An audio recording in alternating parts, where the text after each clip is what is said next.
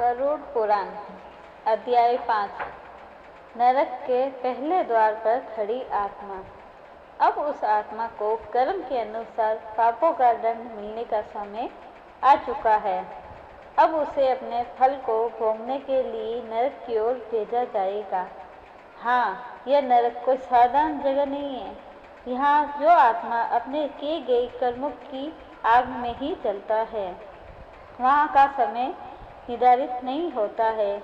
वहाँ सभी आत्मा अपने किए गए कर्मों के अनुसार दंड भोगती है। आत्मा को हाथ पैर बांधकर उसे उल्टा लटकाया जाता है। कुछ आत्माओं को लहू से भरे तालाब में डुबाया जाता है।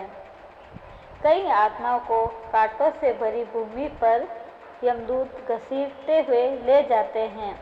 गरुड़ पुराण में कुल 21 प्रकार के नरक बताए गए हैं, जो इस प्रकार के हैं: तामेस, लोशंकु, महारोरव, सालमली, रोरव, कुड़मल, कालसूत्र, पुतिमतिक, सम्मत, लोहितोद, सविस, सप्रतापन, महानिरय, काकोल, सजीवन, महापत, अदिति, अंतामेस, कुंभिपाक, तपन। वैसे नरक की संख्या कुल 84 लाख है, लेकिन 21 प्रकार के प्रमुख नरक होते हैं। हर एक नरक की किसी खास पाप के लिए बनाया गया है, जिसमें तामिस नरक जो व्यक्ति दूसरों को धोखा देता है, उसे अंधकार में रखते हैं, वहाँ पर उन्हें गहरे अंधकार कुएं में डाल दिया जाता है। 80 नरक जहाँ झूठ छल करके जीवन जीने वाले व्यक्ति को कांटेदार वनों में फेंक दिया जाता है। कुंभिपाक जहाँ निर्दोष जीवों को मारने, उन्हें सताने वाले को उबलते हुए खोलते हुए तेल में डुबाया जाता है।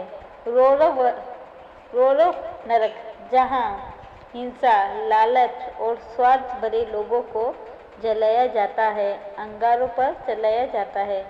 अंधकूप जहाँ धोखा, विश्वासघात और गहरे अंधेरे में गिराया जाता है। उस दंड को भोगने पर कुछ आत्माएं रोती है, अपने किए गए कर्मों पर पछतावा करती है, वहाँ यमदूतों से क्षमा मांगती है, उन्हें छोड़ देने के लिए कहती है, लेकिन उस समय उसकी पुकार सुनने वाला, उनकी चीखें सुनने वाला वहाँ कोई नहीं होता है।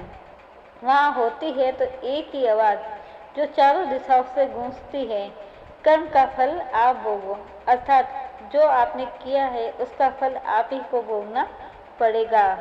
अब वह पल जब व्यक्ति को अपने जीवन के हर पल की कीमत समझ में आती है, उसे समझ में आता है कि काश वो पहले अपने कर्मों को सुधार लेता।